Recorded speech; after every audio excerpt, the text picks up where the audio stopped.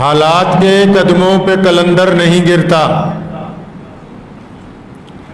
حالات کے قدموں پہ قلندر نہیں گرتا، ٹوٹے بھی جو تارا تو زمیں پر نہیں گرتا۔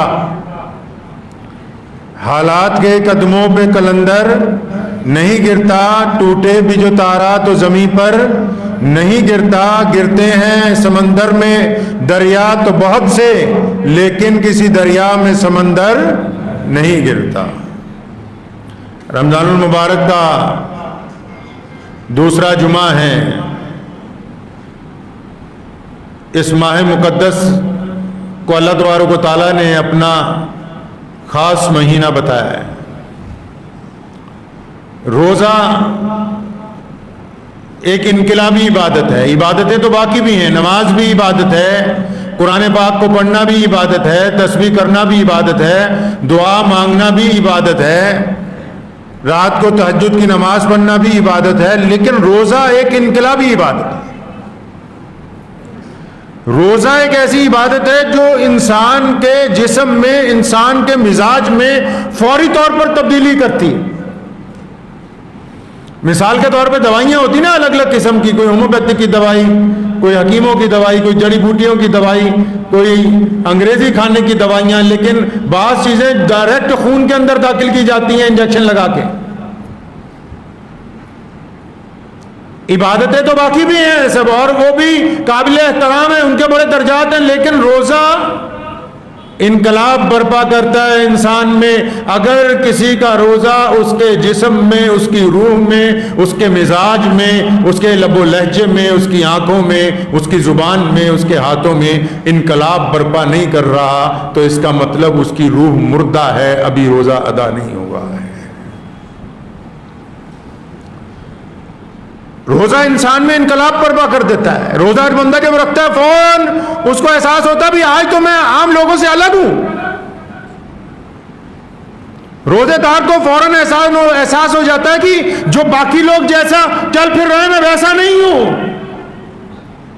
حالانکہ روزے نے تو اس کو یہی حکم دیا نا کہ بھوکا رہے۔ اب بھوکا رہنے سے، پیاسا رہنے سے سیدھا باقی کے جو جسم کے سگنل ہیں وہ جاری ہو جاتے ہیں، اس کو بار بار بتاتے ہیں کہ میں روزے دار ہوں، میں جھوٹ نہیں بولتا ہوں، میں روزے دار ہوں، میں کسی کی بیٹی کی طرف گندی نگاہ سے نہیں دیکھتا ہوں، میں روزے دار ہوں، میں حرام مال اپنے ہاتھ میں نہیں پکڑتا ہوں، میں روزے دار ہوں، میں اپنے بھائی کے لیے بد دعا نہیں کرتا ہوں، میں روزے دار ہوں، میں اپنے پڑوسی کے ساتھ کندھے سے کندھا ملا کے کھڑا ہوتا ہوں۔ تو روزہ جو ہے ایک ایسی عبادت ہے جو فوری طور پہ بندے میں تبدیلی لاتی ہے۔ ایسی کوئی اور عبادت نہیں ہے دنیا میں۔ تبھی تو روزے دار کا اتنا، دو چیزیں اسلام میں بڑی انقلابی ہیں۔ بندہ جب باب جبریل سے گزرتا ہے تو جیسا گزرتا ہے ویسا نکلتا نہیں ہے، وہ باہر جیسا جاتا ہے ویسا نہیں آتا ہے۔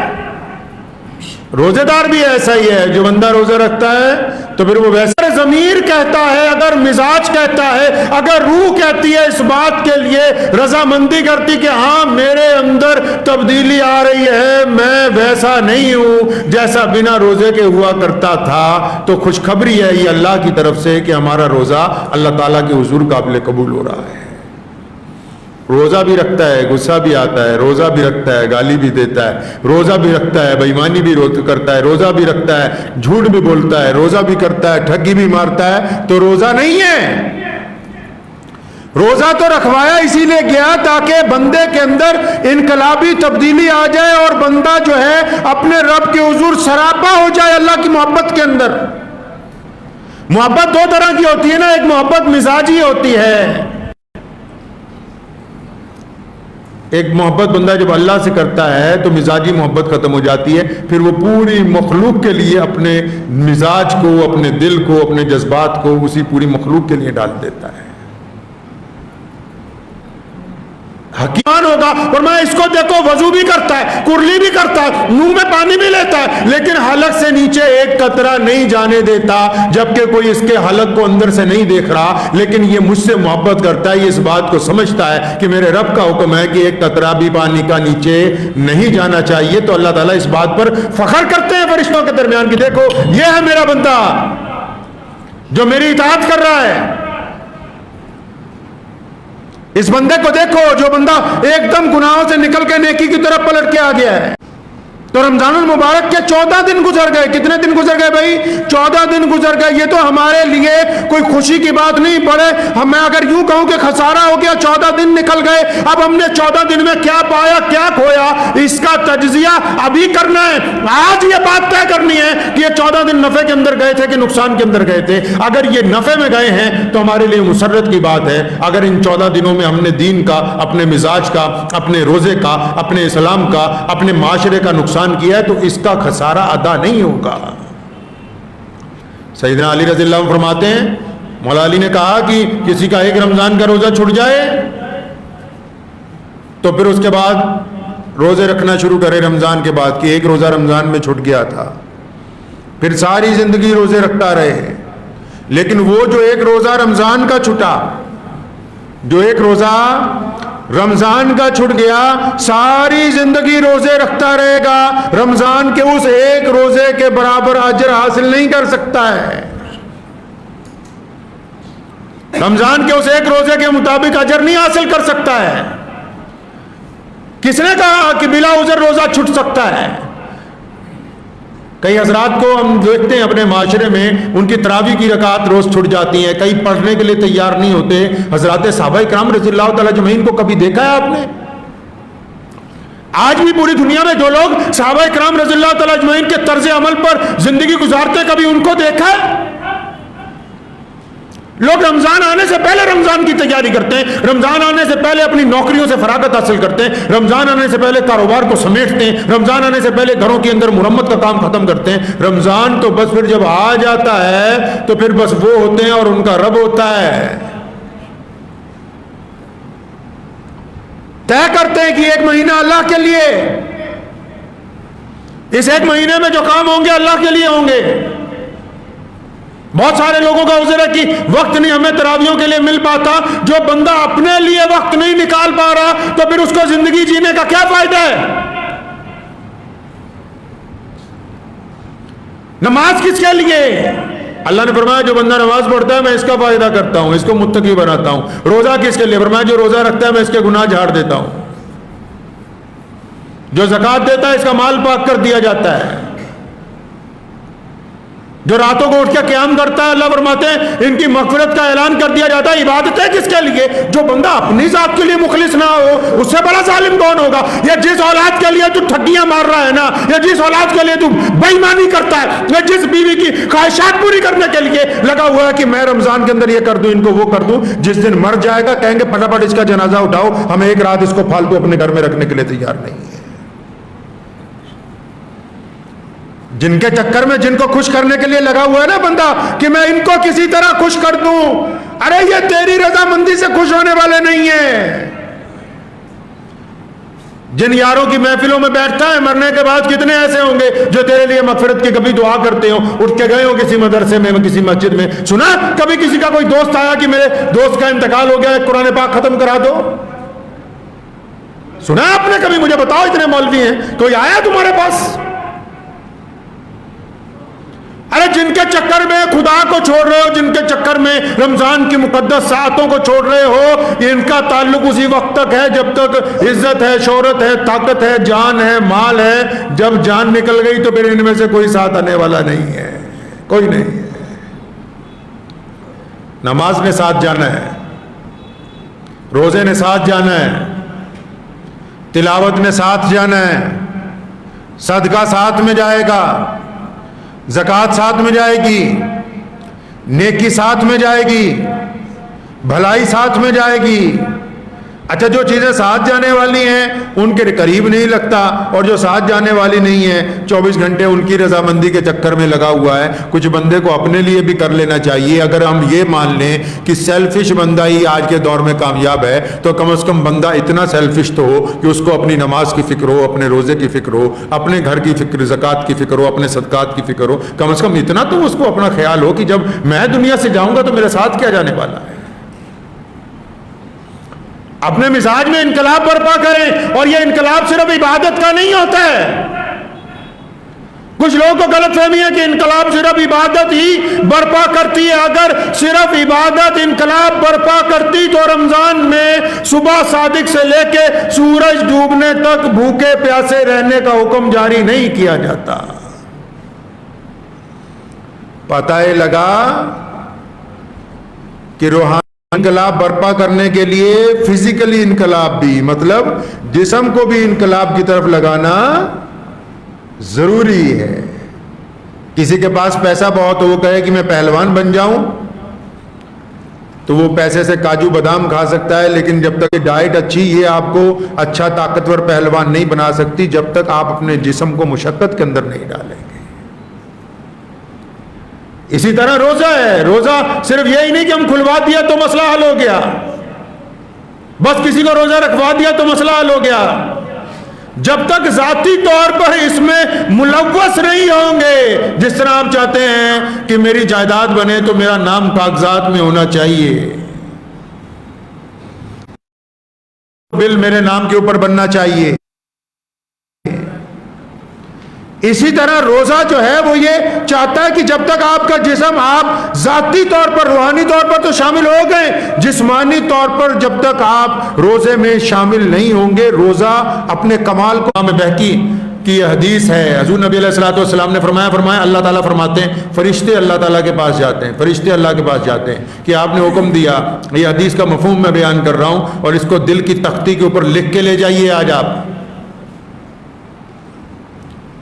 اس حدیث سے یہ بات طے ہوگی کہ اکیلا روزہ صرف نماز پڑھنے سے مکمل ہونے والا نہیں ہے، روزے دار کا غیرت مند ہونا ضروری ہے. روزے دار کے اندر غیرت بھی ہونی چاہیے. کہتے ہیں نا کہ بے غیرت انسان کا کچھ نہیں ہو سکتا ہے، تو غیرت ہونی بھی بہت ضروری ہے. نبی علیہ الصلوۃ والسلام نے فرمایا، اللہ تعالیٰ فرماتے ہیں، فرشتے پوچھتے ہیں اللہ جی آپ نے کہا کہ فلاں بستی کو پلٹ دو، اس پہ عذاب نازل کر دو. تو فرشتے اپنے حساب سے اللہ تعالیٰ کو بتانے جا رہے ہیں کہ آپ کا حکم آیا کہ فلاں بستی ہے، اس کو پلٹ دیا جائے، یعنی عذاب پہنچایا جائے، اس کو ختم کر دیا جائے. تو فرماتے ہیں اللہ جی اس بستی میں تو علامہ صاحب رہتے ہیں، اس بستی میں تو شیخ الحدیث صاحب رہتے ہیں، اس بستی میں بڑے مولانا رہتے ہیں، اللہ جی اس بستی کے اندر فلاں بڑے حاجی صاحب رہتے ہیں، اس بستی میں مسلمانوں کا فلاں پیر رہتا ہے، اس بستی میں مسلمانوں کا فلاں سب سے بڑا صدر رہتا ہے. یہ حدیث کی میں تفسیر آپ کو بیان کر رہا ہوں. وہ اللہ تعالیٰ نے صلی اللہ علیہ وسلم فرمایا، اللہ تعالیٰ کو فرشتے جا کے کہتے ہیں آپ نے تو کہہ دیا کہ اس بستی کو پلٹ دیں، لیکن یہاں تو وہ بھی رہتے ہیں. کون؟ فرمایا جن کی کبھی نماز قضا نہیں ہوتی، اور جنہوں نے کبھی پلک جھپکنے کے لیے، یہ حدیث کا لفظ ہے، فرمایا پلک جھپکنے کے لیے جب کسی نے گناہ نہیں کیا، وہ لوگ اس بستی میں رہتے ہیں. کیسے متقی لوگ بھی رہتے ہیں اس بستی میں؟ مطلب بستی میں باقی لوگ تو خراب ہیں، لیکن دو چار ایسے رہتے ہیں جو اللہ کے بڑے محبوب بنے ہوئے ہیں. حدیث پاک میں لفظ ہے کہ پلک آنکھ جیسے جھپکتی، بس اتنی دیر کے لیے بھی معصیت کے اندر، گناہ کے اندر، برے خیال کے اندر، کسی کو تکلیف پہنچانے کے اندر، نمازوں میں کبھی کوتاہی نہیں کی، تسبیحات کرتے ہیں، قرآن پڑھتے ہیں، زکات دیتے ہیں، ان کا چہرہ سنت رسول صلی اللہ علیہ وسلم کے مطابق، ان کا لباس بڑا اچھا رسول اللہ صلی اللہ علیہ وسلم کے حکم کے مطابق، ان کی مسجد بڑی خوبصورت ہے. یہ جب اعتکاف میں بیٹھتے ہیں، ان کے ساتھ ہزاروں لوگ اعتکاف کے اندر بیٹھتے ہیں، یہ زکات بڑی بانٹتے ہیں. حدیث پاک کے لفظ ہیں کہ پلک جھپکنے کے جتنی دیر بھی انہوں نے کوئی گناہ نہیں کیا. فرمایا اللہ جی آپ نے کہہ دیا اس بستی کو پلٹ دو، اس میں تو یہ ایسے متقی لوگ بھی رہتے ہیں. فرمایا نبی علیہ الصلوۃ والسلام نے کہ اللہ فرماتے پورے جلال کے ساتھ، فرمایا ان بدبختوں کو پہلے پلٹو. کیا ان کا چہرہ کبھی میری غیرت کی وجہ سے لال ہوا؟ کیا کبھی جب ظلم ہوا تو ان کی زبان چلی تھی؟ کیا کبھی کسی غریب کے اوپر زیادتی ہوئی تو ان کی آنکھوں میں سرخی آئی تھی؟ کیا جب کسی کی عزت اور ناموس کے اوپر لفظ آیا تو یہ اٹھ کے گھر سے باہر نکلے تھے؟ ان بدبختوں کو پلٹ دو. یہ تمہارے سامنے دکھاوے کے اللہ والے بنے ہوئے جن میں غیرت ہی کوئی نہیں. یہ جتنے بڑے برزی نمازی بن جائیں، اللہ تبارک و تعالیٰ کے نزدیک یہ بدبخت ہیں، یہ اللہ تبارک و تعالیٰ کے بندے نہیں ہیں. کسی کو تصدیق کرنی تو کھول کے دیکھ لیں کتابیں. کیا بات ہے ہوئی؟ کیا صرف نماز پڑھنے سے خدا تعالیٰ راضی ہو سکتے ہیں؟ اسلام نے زندگی کے معیار کو برابر طے کیا ہے. اسلام نے یہ نہیں کہا کہ آپ 24 گھنٹے نماز پڑھتے رہیں. اسلام نے یہ نہیں کہا کہ آپ بالکل نماز چھوڑ دیں. اسلام نے کہا کہ معاشرے کو, دین کو ایکول لے کے چلنا ہوگا. یہ کیوں کر ممکن ہو سکتا ہے کہ ایک بندہ عبادت گزار بھی ہو, وہ کسی مظلوم کی صدا کے اوپر آواز نہ بلند کرتا ہو؟ یہ کیسے ممکن ہو سکتا ہے کہ کوئی کہتا ہو کہ میں بہت حدیثوں کا راوی ہوں, میں بہت بڑا محدث بن گیا ہوں, ظلم کے خلاف اس کی آواز خاموش ہو جاتی ہو؟ یہ کیوں کر ممکن ہے؟ ایسا ممکن نہیں ہو سکتا. شریعت میں ایسے کوئی جز نہیں ہے. نبی علیہ الصلوۃ والسلام غار کے اندر نظر آتے ہیں 3 دن تک اللہ اللہ, اور پھر وہی نبی علیہ الصلوۃ والسلام میدان بدر میں نظر آتے ہیں جہاں پوری دنیا کا کفر اسلام کو ختم کرنے کے لیے آیا. وہی نبی علیہ الصلوۃ والسلام میدان خندق میں کدال اٹھائے ہوئے نظر آتے ہیں, خندق اپنے ہاتھ سے کھودتے ہیں. وہی نبی علیہ الصلوۃ والسلام مسجد نبوی کی تعمیر میں اینٹیں اٹھاتے ہوئے نظر آتے ہیں. وہی نبی علیہ الصلوۃ والسلام امی عائشہ رضی اللہ تعالیٰ عنہ کے ساتھ اپنے گھر میں کھانا بناتے ہوئے نظر آتے ہیں. تو اس کا مطلب دین وہ ہے جو تمام امور کو برابر لے کے چلتا ہے. جو صرف دکھاوے کی دینداری کرنا چاہتے ہیں, اللہ کے نزدیک وہ دیندار نہیں ہے. رمضان المبارک کی ان مقدس ساعتوں میں ہمیں پہلے اپنا حساب خود طے کرنا ہے. مجھے بہت سارے لوگوں کے فون آئے کہ اس دفعہ پورے ملک میں پچھلے 15-20 دنوں میں الگ الگ جگہ پر کچھ جلوس نکلے تو اس میں فسادات ہو گئے. تو فساد کرنے والوں کا قصور نہیں ہے, ان کا بھی ہے کہ یہ اسلام کو اس معیار تک نہیں لے جا سکے. حکومت کا بھی قصور ہے کہ وہ امن کو قائم نہیں رکھ سکی. ان کا بھی ہے کہ یہ اپنا دفاع نہیں کر سکے. کسی نے کہا نا بڑی خوبصورت بات 2 لفظوں میں, کہتا تو ادھر ادھر کی نہ بات کر, یہ بتا کہ قافلہ کیوں لٹا. جس بندے کو قافلہ سالار بنایا تھا نا, سارا قافلہ لٹ گیا. وہ گھر جا کے صفائی دے رہا ہے اپنی قوم کو کہ ایسا تھا, میں آگے چل رہا تھا, مجھے پتہ نہیں لگا, ایسا تھا کہ گزر گئے, پیچھے سے کب کون گر گیا مجھے دھیان نہیں رہا, ایسا تھا میری طبیعت خراب تھی, ایسا تھا ویسا تھا. پھر کرسی سے اتر کیوں نہیں جاتے؟ چھوڑ کیوں نہیں جاتے اس کی عادت کو؟ کیوں ان کا جنازہ نکالنے کے لیے بیٹھے ہوئے ہو؟ اس نے کہا نا کہ تو ادھر ادھر کی نہ بات کر, یہ بتا کہ قافلہ کیوں لٹا. مجھے رہزنوں سے گلا نہیں, تیری رہبری کا سوال ہے. آپ نے دیکھا قانون ہے ملک کا, پوری دنیا میں قانون ہے, ہمارے دیش میں بھی قانون ہے. کسی صوبے میں, کسی شہر میں کوئی بڑا حادثہ ہو جائے, سرکار کیا کرتی ہے؟ حادثہ تو واپس نہیں لایا جا سکتا. کہیں کوئی دنگا ہو جاتا ہے یا کوئی بڑی بلڈنگ میں حادثہ ہو جاتا ہے, کوئی عمارت گر جاتی ہے, کوئی پل کو نقصان ہو جاتا ہے, سرکار کیا کرتی ہے بھائی؟ یہ تو نہیں ہوتا کہ 1 منٹ میں وہ پل واپس بن جائے گا, وہ عمارت میں جو آگ لگی واپس ویسے ہو جائے گا. نہیں, حکومت پہلے انکوائری بٹھاتی ہے اور سب سے پہلے اس ضلع کے کپتان کو, اس ضلع کے ڈی سی کو تبدیل کرتی ہے. وہاں سے کرتی ہے کہ نہیں کرتی؟ آپ کے کاروبار میں اگر نقصان کر دے, چوکیدار نقصان کر دے, تو جو نقصان تو نقصان ہو گیا, وہ کہتا نہیں پہلے چوکیدار بدلو, دوبارہ نہ ہو جائے. بدلتے کہ نہیں بدلتے؟ پھر یہ کیسی قوم ہے کہ ان کا چوکیدار ان کا کام نہیں کر رہا, یہ پھر واپس اسی چوکیدار کو بولتے ہیں ہمارے سر پہ ہاتھ پھیر کے بابا جی دعا کر دو. رمضان المبارک جیسے مقدس مہینے میں جن کا لب و لہجہ, جن کا طریقہ محمد رسول اللہ صلی اللہ علیہ وسلم کے طریقے سے میل نہیں کھاتا, وہ دنیا کے اعتبار سے کسی بڑی سے بڑی مسند پر بیٹھ جائیں, اللہ اور اس کے رسول صلی اللہ علیہ وسلم کی رضامندی حاصل نہیں کر سکتے ہیں. جہاں مرضی بیٹھ جائیں جا کے, وہ حکمرانوں کو راضی کر سکتے ہیں, اللہ کو راضی نہیں کر سکتے. اپنے نزدیک ایک خود خول تیار کیا ہوا ہے جس کے اندر ہے کہ نہیں ہم بڑے دیندار ہیں, ہم بڑے متقی ہیں, ہم بڑے پرہیزگار ہیں, ہم بہت اچھے ہیں. اس کے بعد ہم سے باہر نکل کے بھی دیکھ لو کہ جو لوگ آپ کے منتظر ہیں, کچھ لوگ چاہتے ہیں کہ تم ان کے ساتھ ہمدردی کرو, کچھ لوگ چاہتے ہیں کہ دکھ کے وقت تم ان کے ساتھ کھڑے ہو, کچھ وقت لوگ چاہتے ہیں کہ مصیبت آنے سے پہلے تم ان کے پاس آ کے ان سے مشورہ کرو, کچھ لوگ یہ چاہتے ہیں کہ تم ان کے دکھ درد کے ساتھی بنو. یہ کیا بات ہے کہ تم مسجد میں بیٹھے ہوئے تم کہا نہیں ہم تو بہت اچھے ہیں, ہم اپنا کام مسجد کے اندر مکمل کر رہے ہیں. اگر ایسا ہے تو پھر اسلام ایسا مذہب نہیں ہے.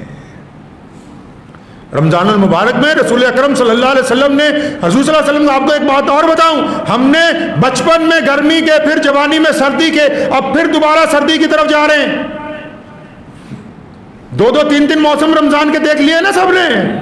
اللہ نے جن کی زندگی 40 45 50 سال ہیں انہوں نے گرمی بھی شدت میں دیکھی، پھر دسمبر کے رمضان بھی دیکھے، پھر مئی جون جولائی کے بھی دیکھے، اب پھر دوبارہ اپریل میں دیکھ رہے ہیں. آنے والے چند سالوں میں دسمبر کے اندر رمضان المبارک پہنچ جائے گا. محمد الرسول اللہ صلی اللہ علیہ وسلم کا مکمل رمضان، جتنے روزے رسول اللہ صلی اللہ علیہ وسلم کی زندگی میں آئے سارے کے سارے شدت کی گرمی میں آئے. حضور نبی علیہ الصلوۃ والسلام کے سارے رمضان، کیونکہ جب رمضان فرض ہوا اس کے بعد 7 8 9 سال کا عرصہ نبی علیہ الصلوۃ والسلام پھر پردہ فرما گئے. جتنے روزے رسول اللہ صلی اللہ علیہ وسلم سارے کے سارے شدت کی گرمی میں رکھے، اور اس شدت کی گرمی میں محمد رسول اللہ نے غریبوں کا خیال رکھا. اس شدت کی گرمی میں مسجد نبوی میں آنے والے مہمانوں کا اکرام ہوا. اس شدت کی گرمی میں لوگوں کو کپڑے تقسیم کیے گئے. اس شدت کی گرمی میں یتیم اور بیواؤں کے گھروں تک فتح کیا. رمضان اس بات کی علامت نہیں کہ روزہ رکھ کے سویا جائے، رمضان اس بات کی علامت ہے کہ زندگی کے اندر اپنے تبدیلی لا کے وہ انقلابی اقدامات کیے جائیں جو رسول اللہ صلی اللہ علیہ وسلم نے کیے. سارے رمضان گرمی میں گزارے، اور رمضان میں رسول اللہ صلی اللہ علیہ وسلم نے جنگ کے حالات بھی رہے. رسول اللہ صلی اللہ علیہ وسلم نے مکہ مکرمہ کو بھی فتح کیا. قوم کے اندر اثار اور جذبہ نبی علیہ الصلوۃ والسلام نے عطا فرمایا. لوگوں کے ساتھ خیر خائی اور محبت رمضان المبارک کے اندر بانٹی. ہم کیسا رمضان شریف گزار رہے ہیں یہ اب ہمیں طے کرنا ہے. ہم طے کر لیں اس رمضان میں، ابھی 15 دن باقی ہیں. اگر کسی کا کچھ پچھلے رمضان میں یعنی جو 14 دن گزر گئے، کچھ روزے ایسے گزر گئے کہ جن میں کوتاہیاں ہو گئیں، تو ابھی بھی رحمت کا دروازہ کھلا ہے. آئندہ 15 دن رمضان کے باقی ہیں. تراویح کے لیے بالکل پابند ہو جائیں. اللہ کی رحمت کو ہماری طرف متوجہ کرنے والی نماز ہے. اپنے قریبی غریب رشتہ داروں کی مدد کریں، اور اپنے پڑوسی کی، چاہے اس کا جو مرضی مذہب ہو.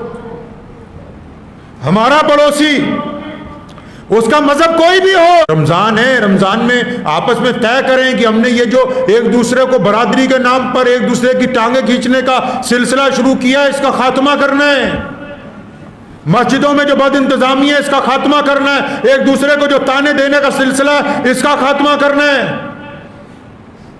مسجدوں کے ساتھ محبت کا معاملہ اپنانا ہے کہ اللہ تبارک و تعالیٰ کا گھر ہے. جو لوگ مسجدوں کے مالک بن گئے وہ نوکر بن کے اگر اس گھر کی خدمت کریں گے تو اللہ تعالیٰ ان کو دنیا کے اندر بادشاہی عطا فرمائیں گے. باقی کے جو 15 روزے نکل گئے اپنے اندر تبدیلی لائیں گے جی انشاءاللہ. ہاں، انقلابی تبدیلی لائیے. جو آ جائے مانگنے والا خالی نہ جانے دیں، چاہے اس کو 10 روپے دیں. روزانہ بہت سارے لوگ آتے ہیں. میں نے اپنے دادا مرحوم رحمۃ اللہ علیہ کو بھی دیکھا، اور میرے والد محترم شیر اسلام مولانا حبیب الرحمان ثانی لدھیانوی رحمۃ اللہ علیہ کا ساری زندگی یہی طریقہ کار رہا کہ جو مانگنے والا آیا اپنی ذات کے لیے تو اس کی کبھی تحقیق نہیں کی. میرے نبی علیہ الصلوۃ والسلام کا طریقہ ہے. امی عائشہ رضی اللہ عنہا نے فرمایا جو آتا ہے دے دو، کچھ بھی دے دو. چاہے غریب آدمی ہے، اگر ہمارے پاس 50 روپے ہیں ہم 10 روپے دے سکتے ہیں، دے دیجئے. مسلمان اس دنیا میں بانٹنے کے لیے آیا ہے. محمد رسول اللہ نے ہمارا ہاتھ اوپر سے نیچے کیا ہے، پھیلانے کی تلقین نہیں کی گئی ہے.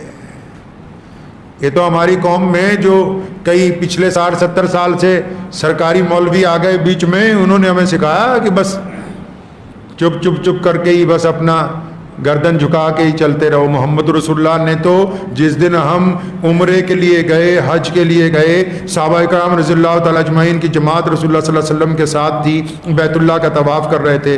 رسول اللہ صلی اللہ علیہ وسلم بھی طواف کر رہے تھے، اور بڑی عاجزی سے آنسوؤں کے ساتھ گردنیں جھکی ہوئیں تمام صحابہ اور رسول اللہ طواف کر رہے تھے. بڑا خوبصورت قصہ سامنے آ گیا، آپ کو سناتا چلوں، کیونکہ یہ جو لوگ حج کے فضائل بیان کرتے ہیں ان کو یہ باتیں نظر نہیں آتی. جب حج ہو رہا تھا، جب طواف ہو رہا تھا، رسول اللہ صلی اللہ علیہ وسلم طواف کر رہے ہیں، صحابہ کر رہے ہیں، ابو بکر بھی ہیں، عمر بھی ہیں، عثمان بھی ہیں، مولا علی رضی اللہ تعالیٰ اجمعین بھی ہیں، خالد بن ولید جیسے جرنیل بھی ہیں، ابو عبیدہ بن جراح جیسے امین الامت بھی ہیں، بلال بھی ہیں، ابو ہریرہ بھی ہیں، عبداللہ بن زبیر بھی ہیں. جب طواف کر رہے تھے بڑی عاجزی کے ساتھ، اللہ کی عز و جل کی محبتیں ایسی نازل ہو رہی تھیں کہ آنکھوں سے آنسو جاری ہیں، گردنیں جھکی ہوئی ہیں، ایک چکر، دوسرا چکر، تیسرا چکر، محمد رسول اللہ کی صدا بلند ہوئی کہ میرے صحابہ، اے میری قوم کے لوگوں، اپنی گردنیں اوپر اٹھاؤ، اپنی چھاتی کو آگے کرو، اور اب اگلا طواف جو کرنا وہ چھاتی تان کے کرنا، تاکہ پوری دنیا میں جو اسلام مخالف ہمیں دیکھتے ہیں وہ یہی نہ سمجھیں کہ ان کی گردنیں جھکی ہوئی ہیں، ان کو اس بات کا احساس ہو کہ یہ زندہ قوم ہے اور سر اٹھا کے جینے والے لوگ ہیں۔ سنا ہے قصہ کبھی؟ تم نے وہ کتابیں ہی بند کر دی میاں صاحب، تم نے تو وہ کتابیں ہی بند کر دیں، بس زکوٰۃ، صدقہ، خیرات، فطرہ، سر پہ ہاتھ پھیراؤ، 500 روپے کا مسافہ کرو، اللہ اللہ خیر صلی اللہ، تو اپنے گھر کچھ میں اپنے گھر کچھ، تم نے وہ کتابیں بند کر دی۔ کوئی بات نہیں، اسلام میں اللہ کا وعدہ ہے کہ یہ قیامت تک قائم رہنا ہے، اللہ کا وعدہ ہے۔ پتہ نہیں ایسے کتنے آئے سرکاری ملا جنہوں نے اسلام کو بدلنے کی کوشش کی، اسلام قائم ہے اور یہ قیامت تک قائم رہے گا انشاءاللہ۔ اسلام کی فطرت میں قدرت نے لچک دی ہے، یہ اتنا ہی ابھرے گا جتنا کہ دباؤ گے۔ اللہ تعالیٰ نے اس کی فطرت میں یہ بات ڈال دی اہل ایمان کی، خوف ہمارے دلوں میں نہیں ہے الحمدللہ۔ جس نے کلمہ لا الہ الا اللہ محمد رسول اللہ صلی اللہ تعالی وسلم پڑھ لیا، اللہ نے اس کو خوف سے بری کر دیا۔ دعا کیجئے کہ آنے والے جو 15 دن ہیں، اللہ تعالیٰ ان 15 دنوں میں ہمیں صحیح معنی میں روزہ رکھنے والوں میں شامل کر دیں انشاءاللہ۔ کریں گے انشاءاللہ، دوسروں کا ہاتھ پکڑ کے اٹھائیں گے انشاءاللہ، گرتوں کا ساتھ دیں گے انشاءاللہ، بھوکوں تک کھانا پہنچائیں گے انشاءاللہ۔ کوشش کیجئے کہ آنے والے 15 دن خوبصورت گزریں، تاکہ پھر ہم سب لوگ عید جو ہے وہ بڑی خوشی کے ساتھ منا سکیں۔ وآخر الدعوانا ان الحمدللہ رب العالمین۔